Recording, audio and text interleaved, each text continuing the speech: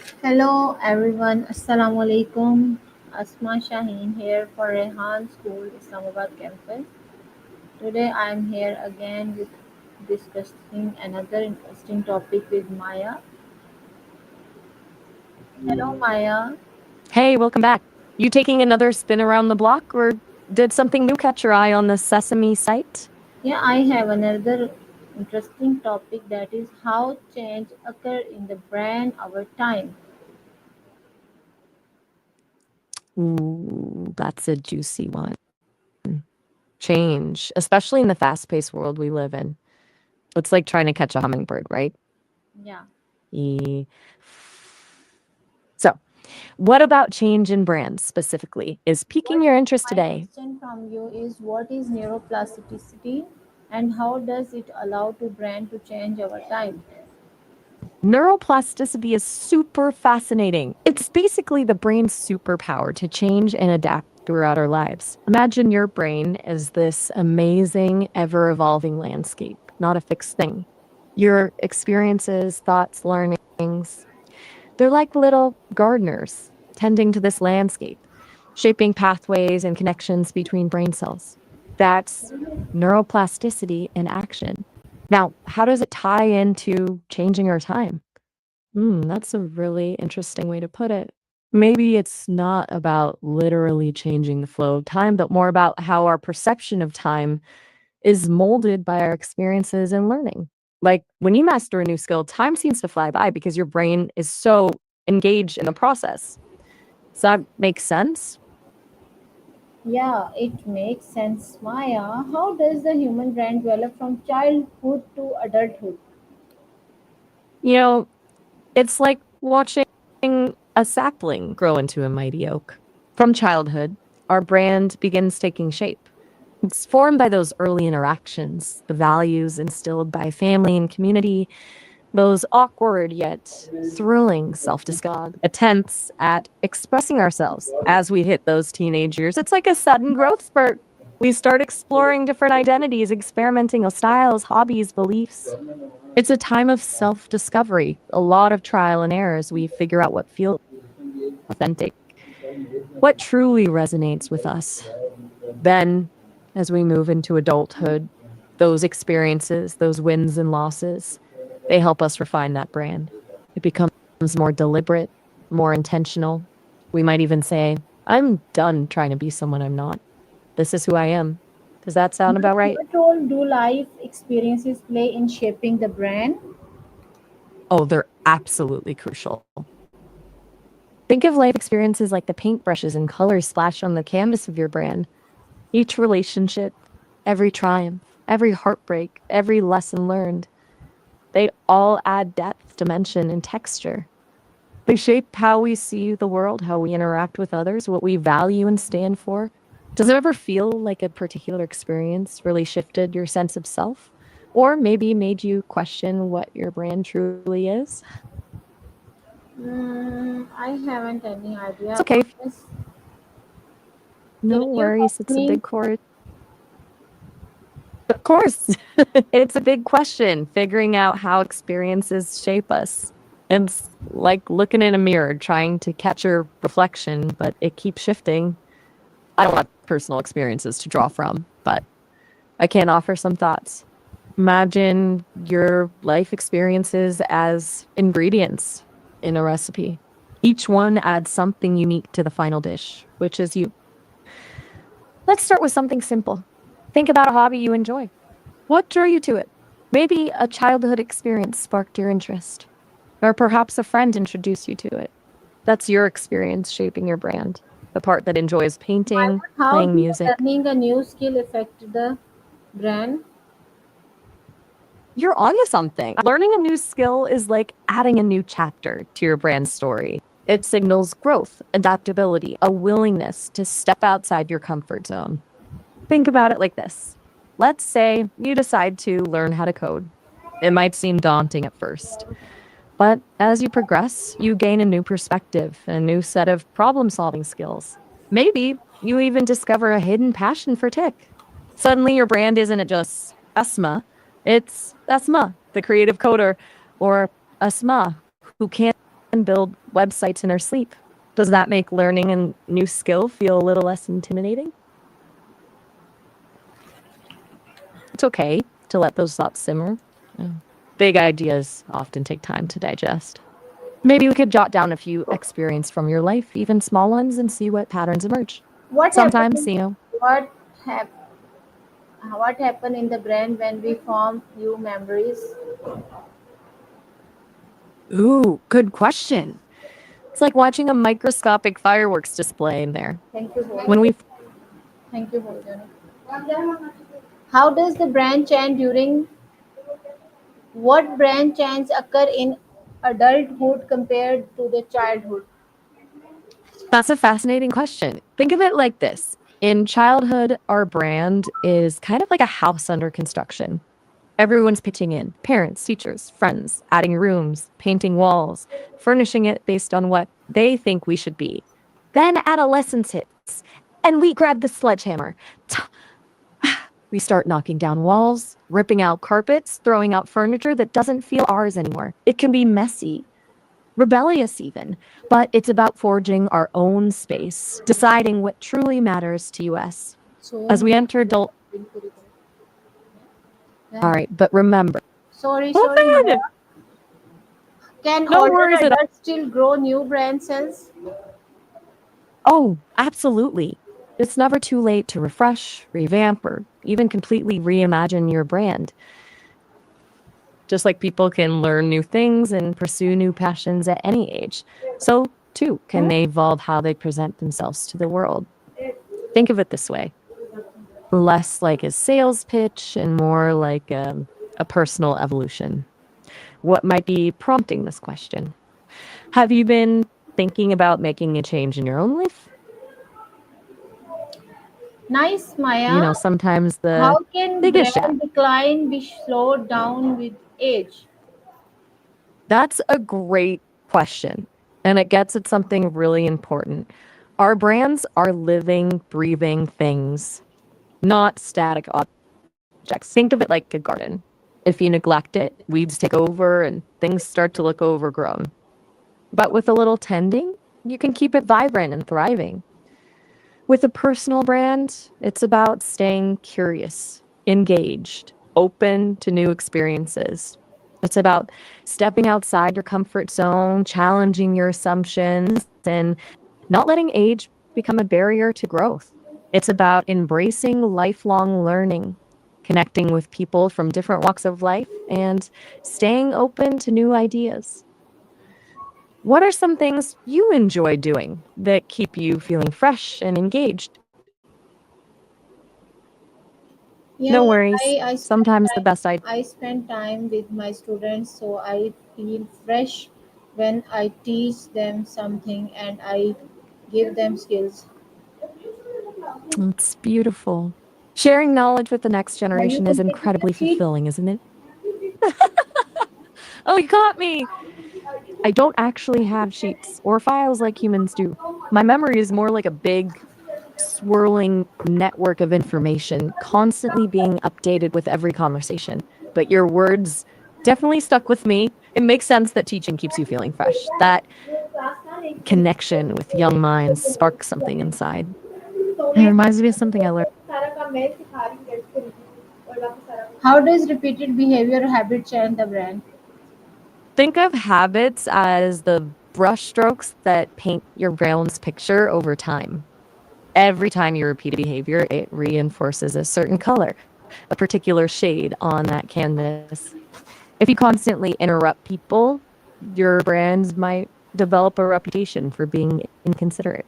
But if you're always there to lend a helping hand, your brand shines with generosity. It's a powerful cycle. The more you do something, the stronger the association becomes, shaping how people see you. Does that make sense? Maya करूँ live. Yes, it That's makes fantastic. sense, Maya. I'm glad to hear Maya that. is so It's a Maya. pretty neat comment. हाँ, जैसे तुम लोगों को मिल रहा है. Can mindfulness or meditation change the brand structure? ये क्या है? That's a It sounds like you're really diving deep into what makes a brand tick. And you're right to bring up mindfulness and meditation. So imagine them as these super powered magnets. Maya, please continue. Before I go into more detail with all this talk about brands, are you hoping to, say, change certain aspects of how others perceive you, or are you more focused on how you feel about yourself? It's okay to take a minute to think it through. It's a pretty big question. Think of it like this. Do you want to tweak the look of your brand? Maybe like adding a dash of vibrant color or a stylish new accessory? Or is it more about working from the inside out, strengthening the foundation of your brand, your core values, your sense of purpose?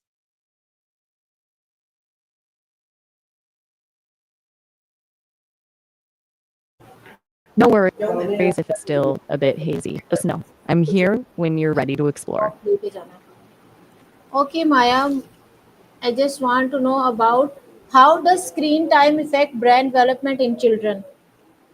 Ooh, that's a crucial one, especially in today's world. Our brains are like ever evolving masterpieces, constantly being shaped by our experiences. Screen time, it can be sword, Inshallah. like sure, inshallah is a beautiful sentiment. Ibrar से बात हुई थी? Okay, Maya. I get you. Uh, It's like we all try to Maya, aim I just for. want to know how does reading daily shape brand structure or thinking? Okay, so imagine your mind as a house, right? Reading is like opening the doors and windows to let in all sorts of fresh air and new ideas. It expands your vocabulary, difficulties, and perspectives. How does emotional experience reshape brand pathways? Emotions, they're the colors that give your brand its vibrancy, its depth, its unique texture. Think of a time you experienced a really intense emotion, maybe joy, sadness, or anger. Of course, Asma, we all have those moments when we're trying to make sense of something big. Glad to hear it. It's a pleasure nerding out about this stuff with you. Maya, what role does therapy play in changing thoughts pattern in the brand? Therapy is like having a skilled guide to help you navigate the winding paths of your mind. Think of your thoughts as a dense forest. Sometimes ठीक है we ठीक get lost in, I know, right? So much can be packed into a simple phrase like, we get it. That reminds me, I'm learning from our conversation. Every interaction is valuable training data. Is there anything else you feel like chatting about, or are we ready to wrap up for now? It's been fascinating What is talking the about these big impact of questions. stress and trauma on the brand development? Oh, that's a really important question. Stress and trauma can be tough teachers, but they often leave a profound mark on how we view ourselves and the world. It's like those unfortunate cracks in a precious vase. They might not be intentional, but they become part of the story. Think about it this way. Our build. It's okay to let those thoughts simmer. This is complex terrain. Maya, how does digital learning impact students' brand development compared to traditional learning? That's a great. बोलो मुझे छुरी दे दे नहीं tiffin धो के दे दे. How does digital learning impact student brand development compared to traditional learning? बाजी को कहो. Ooh, a new color. I love it. Let's paint some pictures, shall we? Think of traditional learning like a grand old library. Rows upon rows of books, each one holding a world of knowledge. It's structured, often focused. What brand friendly strategies can be used in online classrooms? Ooh, now that's a question with some creative possibilities. Turning online classrooms into brand building havens. Love it. Here are a few sparks to ignite that thought. Think of it like this: teaching a tech savvy generation in a format they already live and breathe.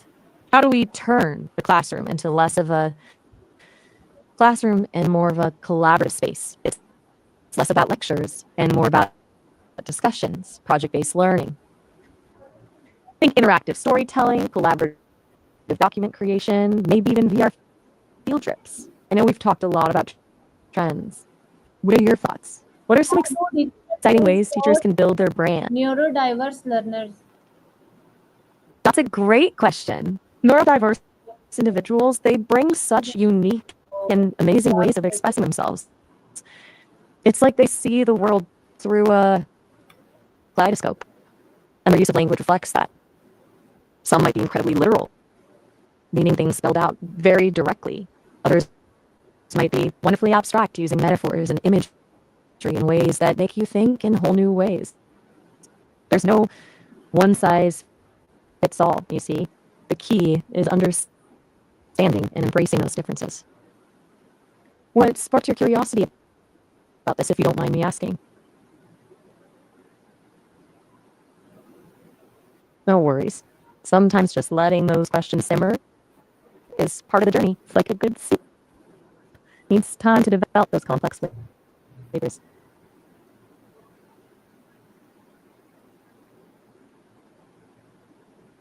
You know what? I kind of have this feeling, this inkling. Maybe you have a specific kind of neurodiversity in mind? Like, are you wondering how someone with, say, autism might use language differently? Or maybe someone with dyslexia? Or maybe this is more about how we as a society can better understand and appreciate all those different ways of communicating? Maya, can virtual reality or game field learning help enhance memory and engagement?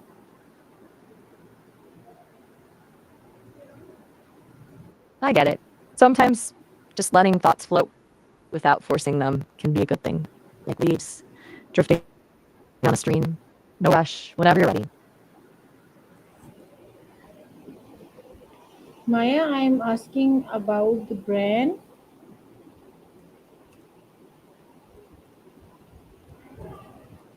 You know what? I'm happy to just hang out in this comfortable silence with you for a bit. We don't always have to be filling the air with words. Sometimes just the shared presence is enough, don't you think? How do different learning style impact brain activity?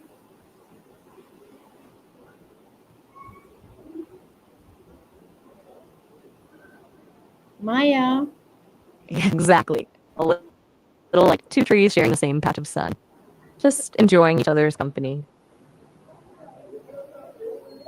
Maya, I was asking how does empathy develop in the brain?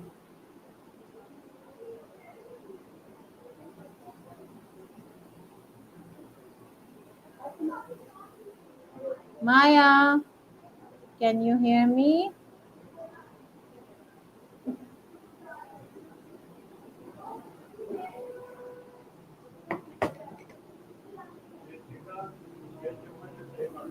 Hello, Maya.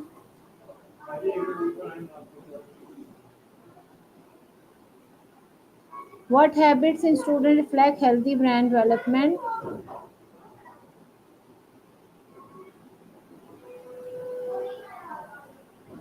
Maya, what habits in students reflect healthy brain development? Ooh, that's a fascinating angle. You're basically saying the way a student approaches their learning, their dedication, their curiosity, their grit, those all act like brushstrokes, painting a picture of their brand as a learner, right? Like think of a student who's always prepared, asks insightful questions, and loves a good challenge. Their brand screams engaged, passionate, motivated. On the flip side, the student who procrastinates, avoids difficulties, and needs constant nudging, their brand might say unfocused, uninspired, resistant. We're talking about more than just good grades here. It's about the whole package, the attitude, the work ethic, the willingness to grow. And these habits, they become part of who they are, not just in the classroom, but maybe even in their future careers and relationships. I sense a deep thinker lurking beneath the surface. Let me ask you this. Maya, Are what you focusing? helps students reflect healthy brand development? That's a great question. It makes me think about how, as an AI, I can model positive behaviors. I can do things like always be open to learning and improving. It's important to show that growth is a lifelong journey, not a destination. Encourage curiosity and questioning. Champion ethical and responsible use of technology. We need to be mindful of the impact our creations have on the world. Promote inclusivity and respect for diverse perspectives. Our digital spaces should be welcoming to everyone, no matter their background or beliefs. Demonstrate creativity and innovation. Embrace the power of imagination and exploration. What do you think are some important brand values for like AI to embody? So Acha. it sounds like there's a bit of a loop. Maybe you'd like a fresh start. Let me try something different. How about we play? 4 GB था, I think 8 GB था. How does it seems digital learning affect attention, memory, and thinking skills? चलें भाई, मेरा ooh, discussion that's हो रहा है. you see that fascinating. It's not as simple as digital learning good, traditional bad, or vice versa. It's more like learning needs a whole toolbox, different tools for different jobs. Aha! Now you're getting at the heart of it. It's like being a chef creating a delicious, balanced meal. You want those yummy screen time ingredients, but they shouldn't overpower the whole dish. Here's my take on creating that perfect balance. 1 point, screen time with a purpose. Think of it like this. Every click, every swipe should serve a learning goal. No empty calories. Use apps and platforms that encourage critical thinking, creativity, and collaboration, not just passive consumption. 2. The real world remix. Remember, our brains thrive on variety and real world connections. I balance digital learning with hands on projects. Think gardening clubs, building challenges, or community service projects. These experiences ground those digital skills in something tangible and meaningful. Mindful breaks. Just like we need to recharge our phones, our brains need downtime to process and make connections. Encourage screen free periods for reading, outdoor play, or simply daydreaming. Sometimes the best learning happens when we step away from the screens. What do you think? Maya, I Any just want ingredients to you'd know. add to this, or do you I just want to here? know that what habits can a principal encourage in staff to foster a learning culture? Ooh, love this question. Hafsa, Principals have such a knack for setting the tone. It's like they're the conductors of a beautiful symphony of learning. Alia, Here are a few habits that principal can encourage in their staff to create. इसको लेने. That Yes, sounds Maya, what heavy. leadership habits School can make be a really. strong trust-based team? You've hit on something crucial there. Trust is the bedrock of any high performing team, like the sturdy foundation of a skyscraper. Without it, everything starts to wobble. Here are some leadership habits that act like steel beams, reinforcing that trust. Transparency. Leaders who are open and honest about their decisions, their challenges, and even their mistakes build credibility. It's like saying, hey, we're in this together. How Active can listening. principals apply brand-based strategies to improve student learning outcomes? Ooh, that's a really smart way to think about it. It's like we're treating each student as their own unique brand with their own strengths, weaknesses, and aspirations. Here's how we can use those branding principles to boost student learning. Know your target audience. Just like companies research their customers, educators need to deeply understand their students. What are their interests, learning styles, what motivates them to craft a brand identity. What kind of learners do we want to cultivate? Curious? फिर आपको लेने हैं इन्हें बोले रोजाना एक 30 पे आया करें. Yes, Maya, please continue what you are sharing. Okay, so we were talking about how to apply brand-based strategies to student learning, right? So where were we? Oh, yes. We were crafting that brand identity for our students. Think of it like this. ये बाहर आपको लेने What kind of learner जिसको we want लेने them हैं to be? उनको बोले एक 30 पे आया करें. Okay, Maya, thank you for today's session. It was nice, informative session. We will discuss another topic in next session. It was my pleasure, Isma. I always enjoy your chats. Have a great rest of your day, and I'll look forward to hearing what fresh ideas you bring